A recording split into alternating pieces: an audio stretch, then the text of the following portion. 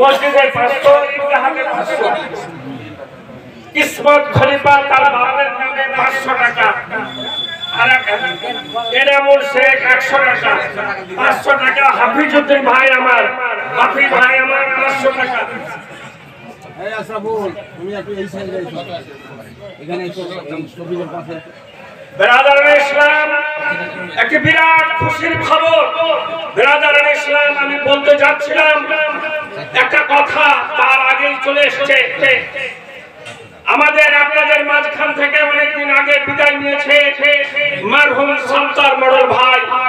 সাত্তার মোড়লের সুযোগ্য সন্তান সাদ্দাম হোসেন আজ আল্লাহ পাকের অশেষ রহমতে সরকারি কাজে যোগ দিয়েছে, সরকারি চাকরিও সে পেয়েছে।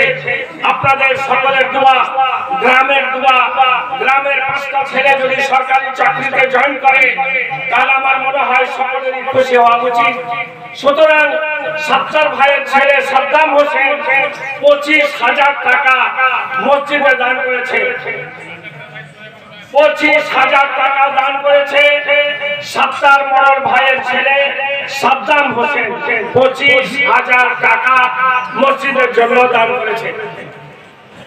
আচ্ছা, আমি যেটা বলতে যাচ্ছিলাম যে আপনারা সবাই দেখেছেন মসজিদে পাথরের কাজ কিভাবে হয়েছে। যে পাথরের যে পিসগুলো জায়নামাজের সিস্টেমে বিছানো হয়েছে, একটা পাথরের উপরে একজন নামাজ পড়বে, তো ওইটাকে মনে করে যদি মনে করেন যে আমি একটা পাথর দান করবো মসজিদে, একটা পাথর 1100 টাকা, 1100 টাকা যদি আপনারা ওই পাথরটা ওই জায়নামাজ মনে করে, পাথরের জায়নামাজ যতদিন মসজিদ থাকবে ততদিন ইনশাআল্লাহ ওই জায়নামাজ কোথাও যাবে না। ওই পাথরের দাম পাবো 1100